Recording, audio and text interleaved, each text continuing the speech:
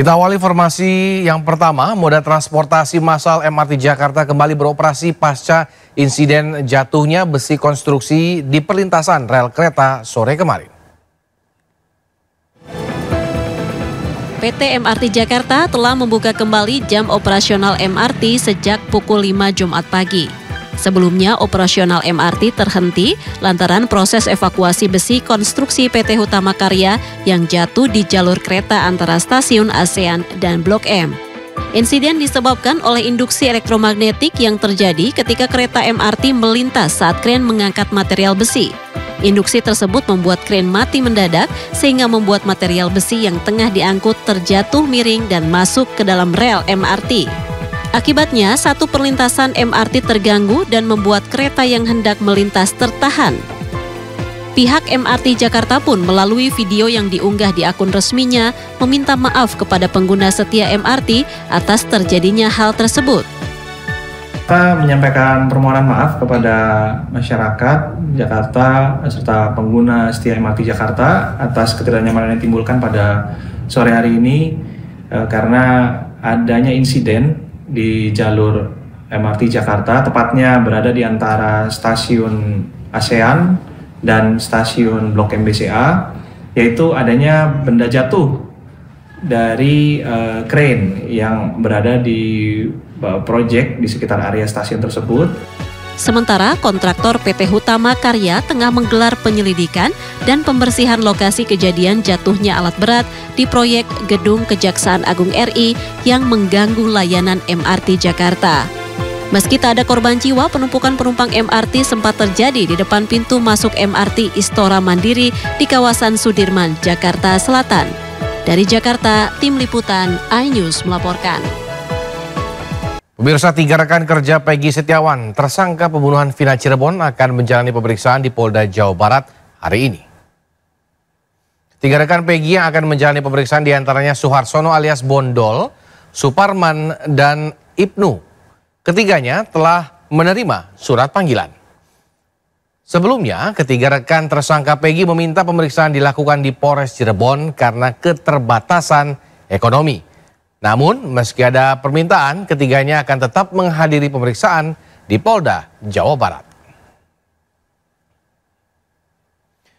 Sementara itu, Polda Jabar siang ini akan menggelar rekonstruksi kasus pembunuhan Vina dan Eki di Cirebon, Jawa Barat.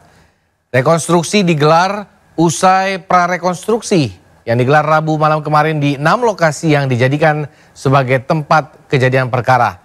Rencananya rekonstruksi akan kembali dihadiri langsung oleh tersangka Peggy Setiawan, namun belum ada konfirmasi terkait kehadiran kuasa hukum Peggy ataupun kuasa hukum keluarga Vina.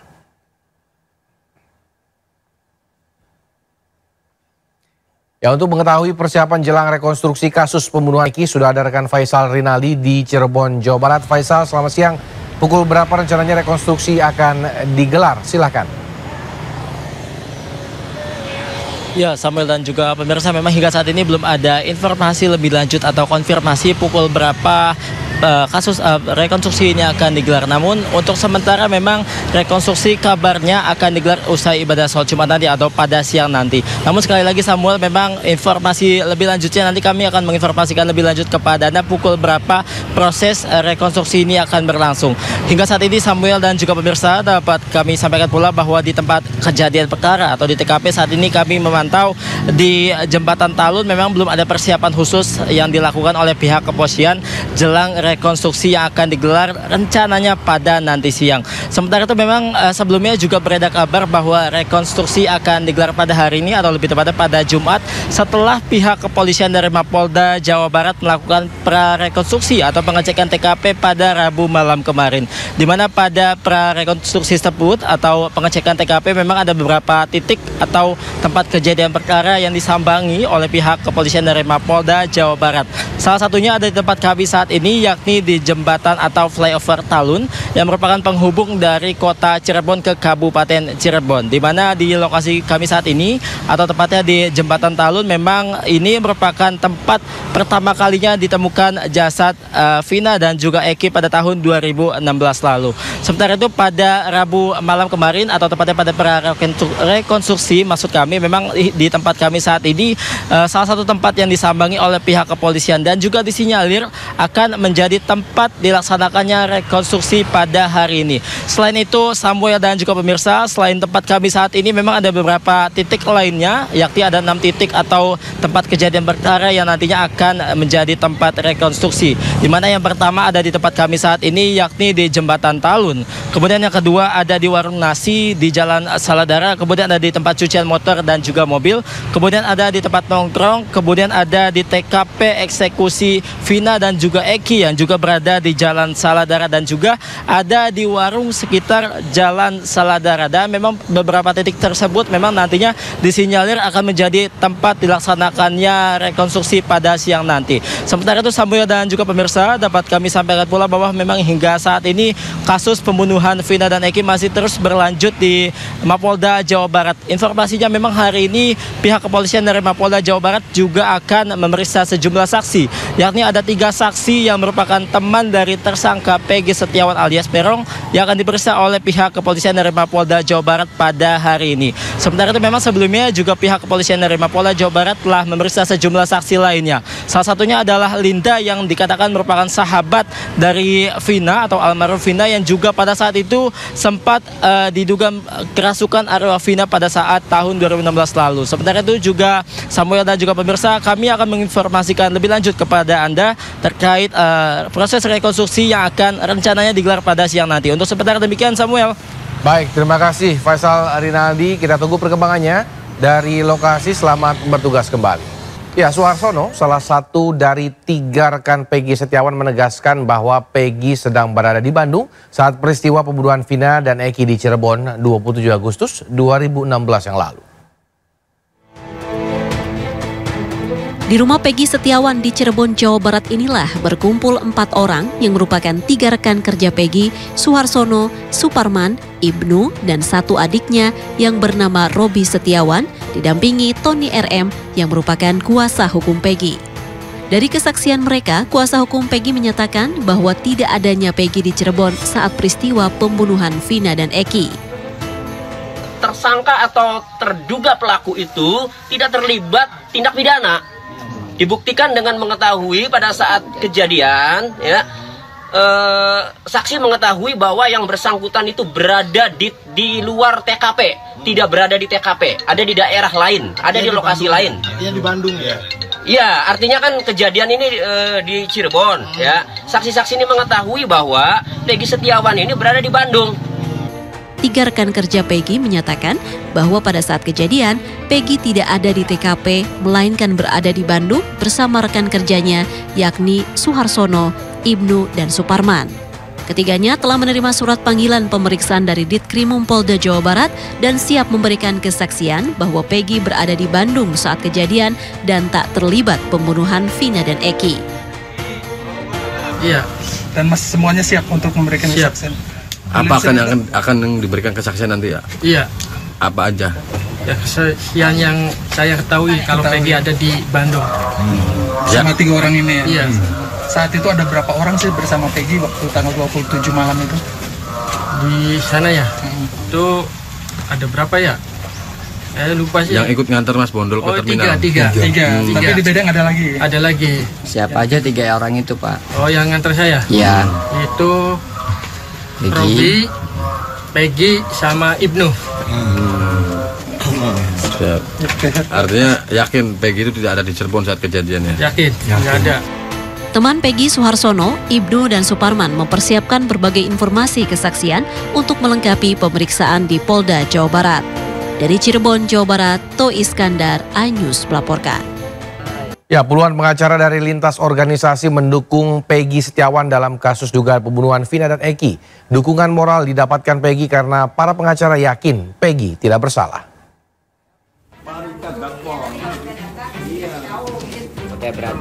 Sebanyak 64 pengacara yang tergabung dalam organisasi Lintas Advokat siap membela Peggy.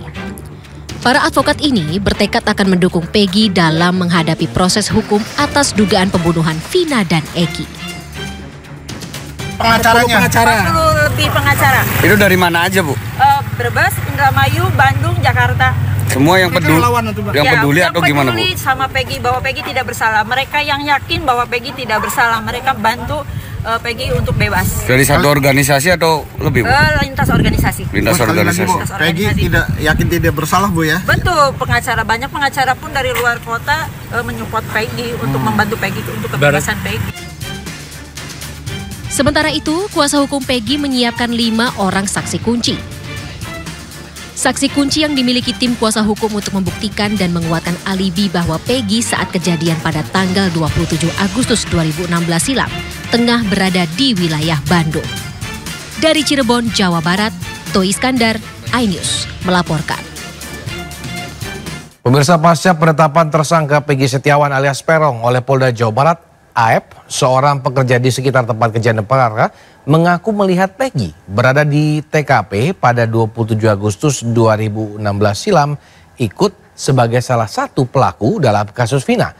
Namun kesaksian Aep tersebut dibantah saksi lain yang tinggal tepat di belakang SMP Negeri 11 di lokasi kejadian. Kebetulan ada pengendara motor lewat, lalu dilempari batu. Habis dilempari batu lalu dikejar. Berhubung saya juga takut di situ, akhirnya saya pulang aja. Ketika saya diberitahu fotonya, ketika saya dimintain keterangan, saya diberitahu fotonya gitu. Apakah saya melihat, apakah saya mengenal? Jadi saya memang mengenal wajah ini, cuman saya tidak tahu nama-namanya. Kalau itu namanya Peggy. Hanya sebatas mengenal wajah. Kalau setahu saya itu rambut Peggy itu disisir belah samping, lurus disisir belah samping. Ketika saya dimintai keterangan, terus saya ditanyakan motornya, motor apa yang dikendarai oleh Peggy, yang dipunyai oleh Peggy. Saya jelaskan aja motor Smash warna pink. Kalau nggak punya duit, ketengannya nggak ada di situ warung. Jadi saya tahu banget belinya di mana warungnya, itu aja. Pada saat dia bilang, pada saat itu melihat kejadian itu dan sedang di warung, itu nggak ada warungnya sebenarnya. Nggak ada. Warung ada yang lama itu yang sudah saya videokan di channel YouTube-nya Pak Dedi. Itu. Terima kasih Anda masih bersama dengan kami, pemirsa. Kebijakan Tapera terus menuai pro dan kontra. Kali ini sejumlah publik figur turut berkomentar terkait Tapera. Sementara Menteri Sekretaris Negara Pratikno hanya menyampaikan kantor staf Presiden telah menggelar rapat koordinasi mengenai Tapera.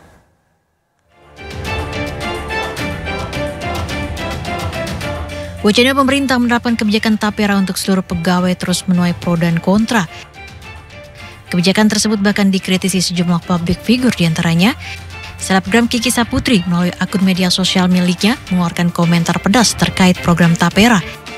Selain Kiki, komedian Soleh Solihun juga turut membahas Tapera dengan menghitung manual hasil tabungan perumahan rakyat hingga mengundang reaksi lucu warganet. Publik figur lain, Dr. Tirta juga tak ketinggalan membuat meme Tapera. Tak hanya itu, Iwan Fals dan sejumlah aktivis hingga YouTuber Firsha Besari juga ikut berkomentar.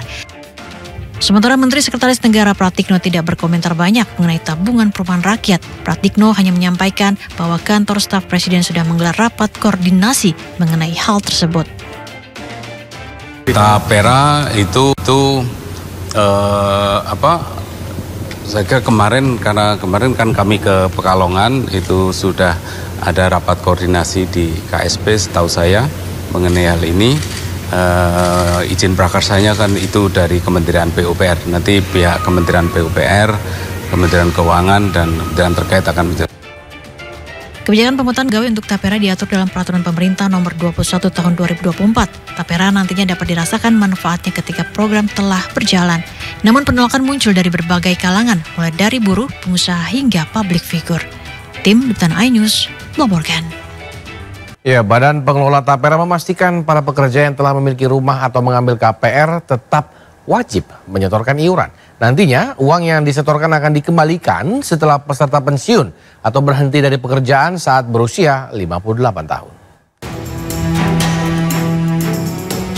Di tengah polemik kebijakan pemotongan gaji pekerja untuk tabungan perumahan rakyat atau TAPERA, Badan Pengelola TAPERA memastikan para pekerja yang telah memiliki rumah atau mengambil KPR tetap wajib menyetorkan iuran. Nantinya dana yang dikumpulkan dari peserta akan dikelola oleh BP TAPERA sebagai simpanan. Menurut Komisioner BP TAPERA Heri Pudjo Nugroho, uang yang disetorkan akan dikembalikan setelah peserta pensiun atau berhenti dari pekerjaan saat berusia 58 tahun.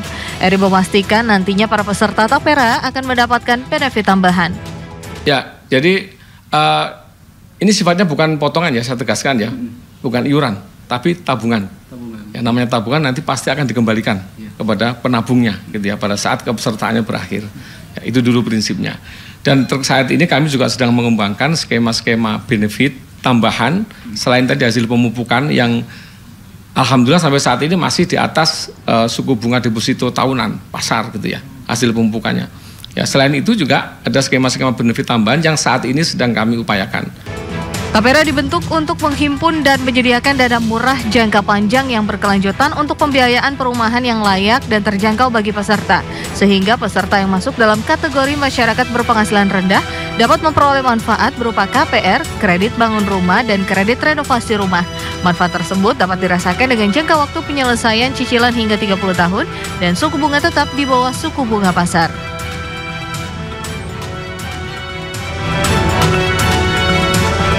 Kita ke informasi selanjutnya. Pemirsa, Hakim mencecar biduan Nayunda Nabila terkait kedekatannya dengan mantan Menteri Pertanian Syahrul Yassin Limpo. Selain jadi pegawai honorer titipan di Kementan, biduan Nayunda Nabila juga dibayari cicilan apartemennya oleh SCL dan mendapat tas mewah serta kalung emas.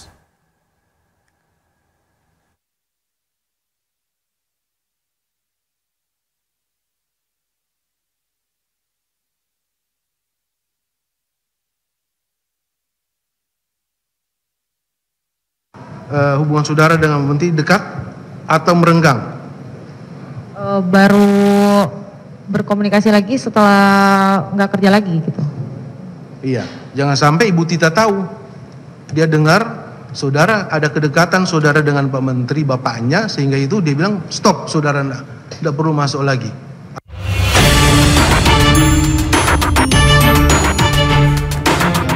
Hakim Ketua Rianto Adam Pontoh mencecar Nayunda terkait kedekatannya dengan mantan Menteri Pertanian Syahrul Yassin Limpo. Dalam persidangan terungkap, SYL kerap mengirimkan pesan pribadi kepada Nayunda melalui WhatsApp, di mana kontak SYL tersimpan dengan singkatan PM. SYL juga kerap memberi hadiah kepada Nayunda, diantaranya tas mewah, kalung emas, serta dibayari cicilan apartemen. Di luar gaji bulanan sebagai tenaga honorer Kementan, bawahan-bawahan SYL juga kerap mentransfer sejumlah uang belasan hingga puluhan juta rupiah atas perintah SYL. Iya, saya udah mengembalikan 70 juta dan masih proses karena kan ini juga masih sementara dihitung ya. Jadi itu aja ya teman-teman media, terima kasih banyak, udah dijelasin semua kok lengkap. Saya capek banget dari pagi, kakak juga pasti capek kan? Iya, makasih banyak ya semuanya. Hari. Ya. Usai Nayunda memberikan keterangan, Syahrul Yassin Limpo menjelaskan bantuan yang diberikan untuk Nayunda hanya sebagai balas budi kepada orang tua Nayunda yang membantunya sebagai tim sukses saat maju Pilkada Sulawesi Selatan. Biduan Nayunda Nabila sebelumnya diketahui meminta kepada cucu SYL dan rekomendasi putri SYL untuk dipekerjakan sebagai tenaga honorer di Kementan. Namun Nayunda hanya masuk 2 kali dan tetap menerima honor bulanan. Dari Jakarta, Tim Liputan iNews melaporkan. Ya, dugaan friksi antara Kejaksaan Agung dengan Kepolisian RI sementara teredam Polri, di mana menegaskan anggota Densus 88 yang diduga menguntit Jampitsus Febri Ardiansyah telah diperiksa dan dinyatakan tidak bersalah. Namun dalang di balik penguntitan belum terungkap.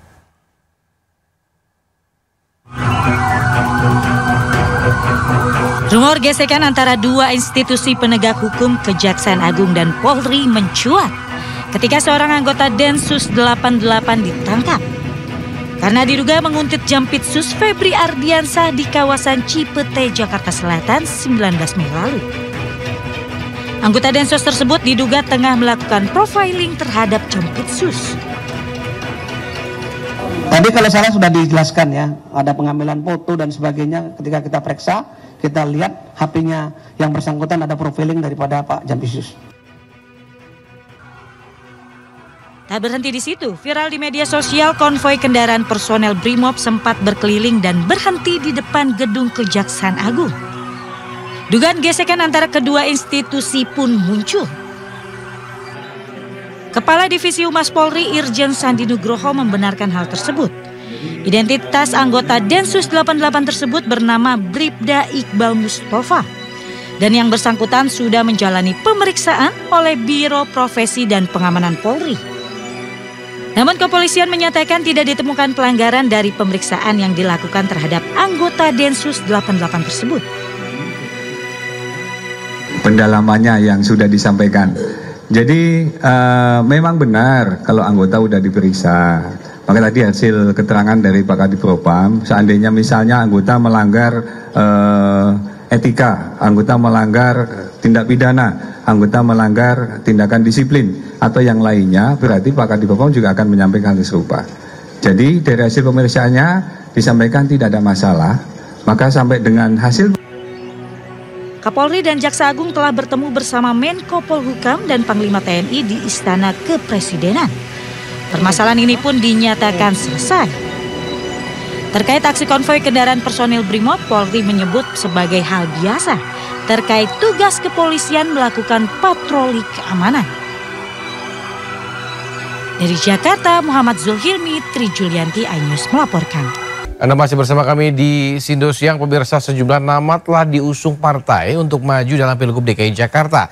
Anies Baswedan, Raffi Ahmad hingga yang terbaru Budi Jiwandono, Kaisang Pangarep menjadi nama-nama yang mencuat paling kuat.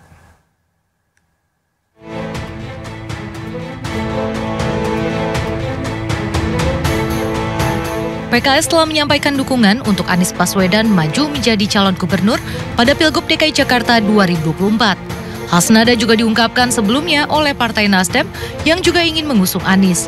Sementara PKB masih mempertimbangkan apakah akan kembali mendukung Anies dalam kontestasi.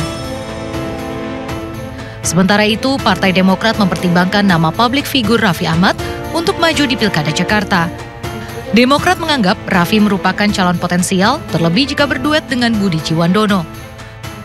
Sedangkan sebelumnya Ketua Harian DPP Gerindra Sufmi Dasko pernah mengunggah poster Budi Jiwandono yang disandingkan dengan Raffi Ahmad. Namun yang terbaru, Dasko justru mengunggah poster Budi Jiwandono disandingkan dengan Ketua Umum PSI Kaisang Pangarep bertuliskan For Jakarta 2024. Merespon hal itu, Wakil Ketua Umum Gerindra Habibur Rahman mengatakan bahwa poster tersebut merupakan bentuk penyampaian aspirasi dari masyarakat.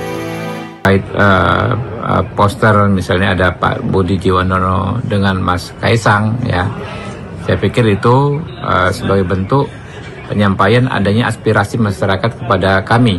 Ya. Adapun keputusan resmi nanti akan diumumkan Pak Dasko berdasarkan putusan Pak Prabowo. Namun hingga kini Gerindra belum juga pastikan putuskan calon yang akan diusung. Dari Jakarta, Tim Liputan iNews melaporkan. Sementara bursa bakal calon gubernur Sumatera Utara masih terus bergulir. Sejumlah tokoh nasional pihak seperti Sandiaga Uno memberi dukungan penuh kepada Bobi Nasution.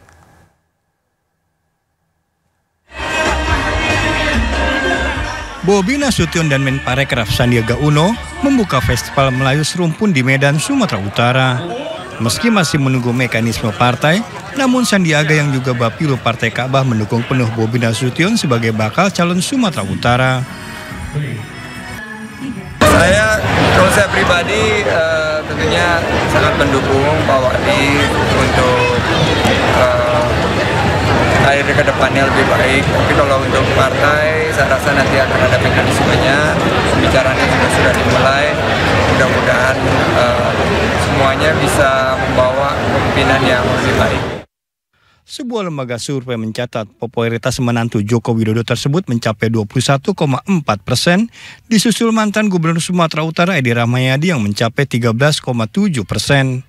Sementara elektabilitas Bobi mencapai 35,2%, disusul Edi Rahmayadi yang mencapai 23,1%. Dari Medan, Sumatera Utara, Ahmad Ridwan Nasution melaporkan. Pemirsa, gelaran Melayu Serumpun 2024 yang dilaksanakan di Istana Maimun, Medan, Sumatera Utara resmi dibuka Menteri Pariwisata dan Ekonomi Kreatif Sandiaga Uno. Acara yang juga dihadiri sejumlah negara sahabat ini diharapkan menjadi pemicu geliat pariwisata, ekonomi kreatif, dan UMKM. Digelar di halaman Istana Maimun, Medan, Melayu Serumpun 2024 kembali terpilih dalam Karisma Event Nusantara atau KEN 2024 untuk ketiga kalinya. Agenda tahunan ini diharapkan menjadi pemicu geliat ekonomi pariwisata dan UMKM khususnya di Kota Medan. Dengan balutan pakaian khas adat Melayu, Teluk Belanga, Sandiaga hadir bersama Wali Kota Medan Bobi Nasution, PJ Gubernur Sumut Hasanuddin, dan Sultan Delhi Mahmud Arya Lamanjiji. Melayu Serumpun ini berhasil untuk ketiga kalinya menembus event-event terbaik Nusantara, sehingga berhak mendapat penghargaan dari semacam. Kita harapkan ini juga menjadi pemicu geliat ekonomi pariwisata dan UMKM. Mudah-mudahan istiadat Melayu yang ada di Kota Medan maupun Sumatera Utara ini terus bisa memberikan pembelajaran kebudayaan bagi kita semua. Melayu Serumpun 2024 dilaksanakan selama 4 hari, menampilkan tarian, musik, serta pagelaran busana khas Melayu dari sejumlah negara sahabat seperti Malaysia, Thailand, Singapura, dan India. Dari Medan, Sumatera Utara, Ahmad Ridwan Nasution, iNews melaporkan. Pemirsa, 22 warga negara Indonesia yang ditangkap polisi Arab Saudi saat mikot di Masjid Bir Ali Madinah telah dibebaskan setelah menjalani pemeriksaan. Sementara 2 WNI lainnya masih diperiksa polisi dan ke-24 WNI tersebut adalah jemaah haji Furoda asal Banten yang berangkat ke Tanah Suci tanpa visa resmi.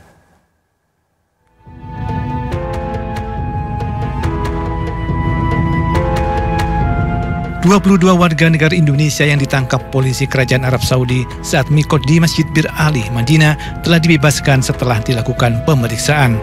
Sementara 2 lainnya masih diperiksa polisi.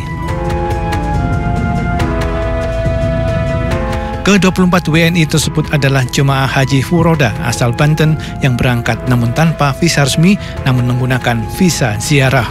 Rombongan tersebut hendak menuju ke Mekah untuk mengikuti prosesi haji. Rombongan tiba di Arab Saudi melalui Bandara Riyadh untuk transit menuju Bandara Jeddah.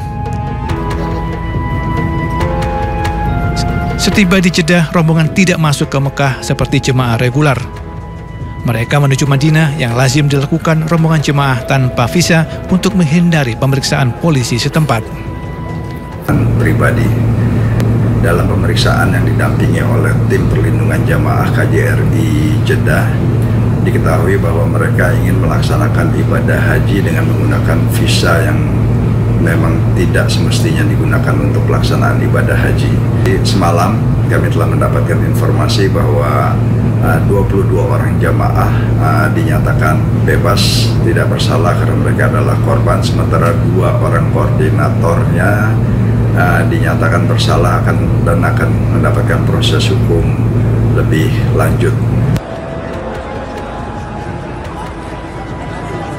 2 WNI yang masih diperiksa berinisial NH dan JJ masih ditahan polisi Arab Saudi. Mereka adalah supir dan pemilik bus rombongan jemaah haji Furoda. Dari Mekah, Arab Saudi, Fahmi Firdaus melaporkan. Kementerian Agama menambahkan petugas daerah kerja bandara pada tahap pertama ini, di mana terdapat 14 orang petugas tambahan yang akan mulai melayani para jemaah calon haji. Penambahan ini dilakukan untuk memberikan pelayanan terbaik bagi para jemaah calon haji Indonesia. Rencananya penambahan petugas ini dibagi menjadi 2 tahap. Tahap pertama terdiri dari 14 orang petugas, sedangkan tahap kedua sebanyak 5 orang. Sementara pembagian tugas untuk para petugas nantinya akan menyesuaikan kondisi di lapangan. Para petugas tambahan ini akan difokuskan di Al-Musnah serta di Musdalifah. Stiker identitas pada bus-bus jamaah kita. Dan tugas ya tentunya nanti kita akan menyesuaikan dengan kondisi di lapangan ya. Tentunya nanti para kasektor akan membagi tugas-tugas kepada mereka ya, tadi mulai dari tugas penyambutan, kemudian tugas penerimaan di pavilion, kemudian tugas bimbingan ibadah dan tugas transportasi, juga tugas untuk penghitungan. Ya, pemirsa, berkunjung ke Kota Madinah tak lengkap jika tak berbelanja oleh-oleh seperti kurma dan aneka cemilan lainnya. Selain pertokoan di sekitar Masjid Nabawi, pasar tradisional Khudor bisa menjadi salah satu alternatif tempat berbelanja.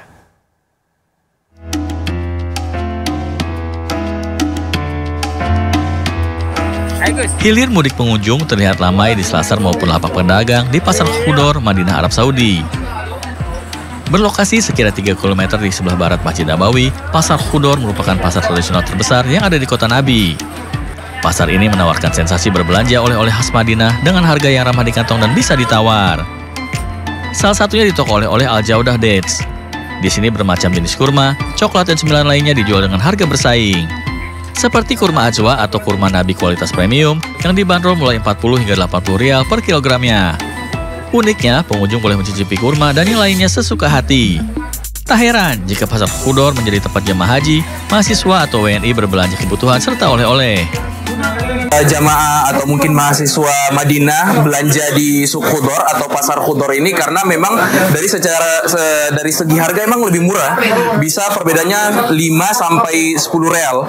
Dan kalau dirupiahkan itu berarti 20 sampai sekitar 40 ribu perbedaannya kalau ketimbang kita berbelanja di sekitar Masjid Nabawi. Selain komoditas kurma, di pasar ini juga terdapat lapak pedagang sayur-sayuran, buah-buahan, daging, ikan, dan bermacam hasil laut. Dari Madinah, Arab Saudi, Suhud Nur Fadli, iNews melaporkan.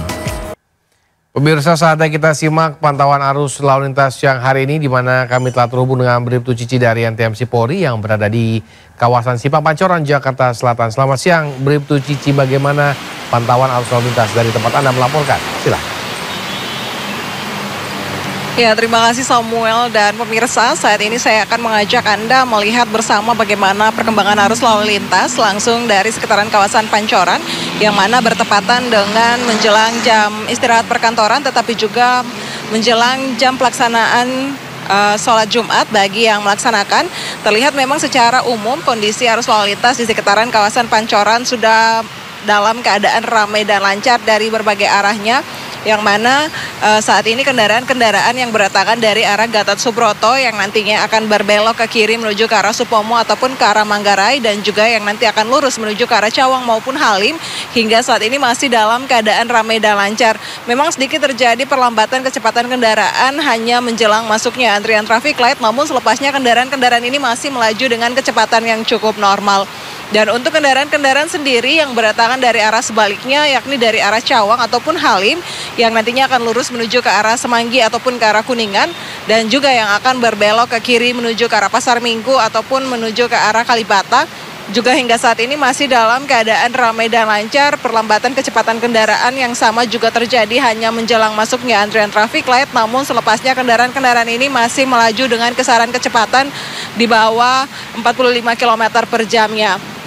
Dan hal yang sama juga pemirsa terjadinya peningkatan jumlah volume arus kendaraan dari arah Pasar Minggu yang nantinya akan lurus menuju ke arah Manggarai maupun juga yang akan berbelok ke kanan menuju ke arah Cawang, dan juga yang akan berbelok ke kiri menuju ke arah Semanggi. Dan juga untuk arah sebaliknya dari arah Manggarai yang nantinya akan lurus menuju ke arah Pasar Minggu maupun juga yang akan berbelok ke kiri menuju ke arah Cawang, hingga saat ini juga masih dalam keadaan ramai dan lancar. Kami menghimbau bagi para pengendara untuk menjaga batas laju kecepatan kendaraan Anda, mengingat adanya beberapa pertemuan arus kendaraan pada kawasan ini sendiri. Dan juga pemirsa, kami ucapkan terima kasih bagi para pengendara yang sudah mematuhi rambu lalu lintas demi menjaga keselamatan diri Anda pribadi, tetapi juga menjaga keselamatan bersama di jalan. Dan bagi pemirsa yang ingin mengupdate bagaimana perkembangan informasi arus lalu lintas, kami siap melayani Anda. Pemirsa dapat menghubungi call center kami di 15669 ataupun melalui SMS center di 9119. Demikian Samuel yang dapat kami bagikan langsung dari lokasi, dan silakan kembali ke Anda di studio. Tentu Cici atas laporannya dari kawasan Simpang Pancoran, Jakarta Selatan. Selamat bertugas kembali dan salam presisi. Pemirsa, Presiden Jokowi meresmikan jalan tol Pekanbaru Padang seksi Bangkinang, Pangkalan Koto Kampar Riau pada Jumat pagi. Jalan tol dengan panjang 2,7 km selesai dibangun sejak tahun 2019. Pembangunan jalan tol ini menghabiskan anggaran 4,8 triliun rupiah.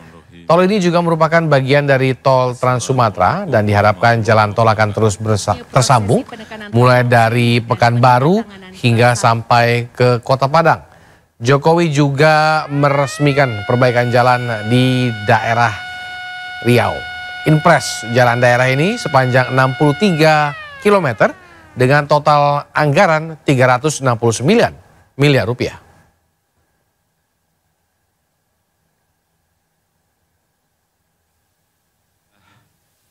Sirip dari tol Trans Sumatera yang kita harapkan nanti setiap tahun terus akan sambung dan nanti akan sampai ke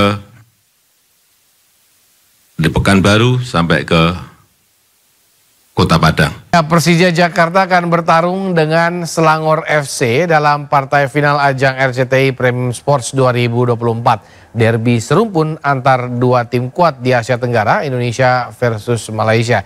Adapun partai final akan dilaksanakan pada 2 Juni mendatang.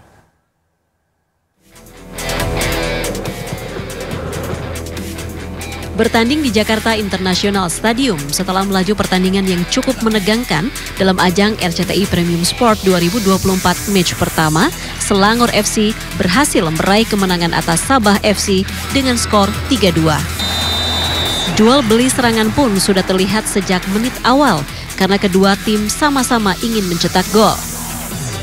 Match kedua pun tak kalah menegangkan, yakni pertandingan antara Persija Jakarta melawan PSIS Semarang.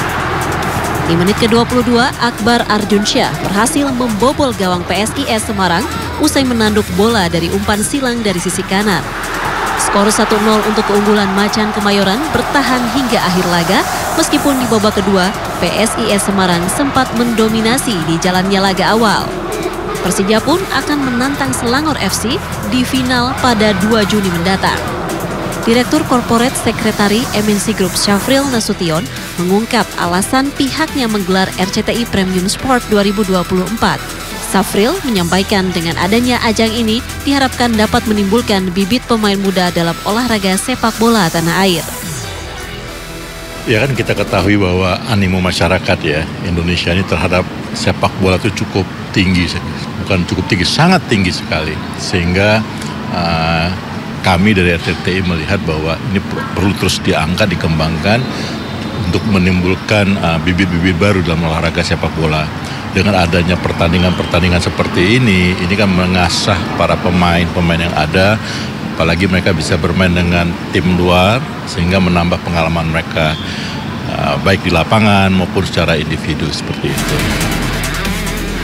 Tidak hanya menyaksikan pertandingan sepak bola, para penonton juga mendapatkan hiburan lain dengan adanya penampilan dari grup idol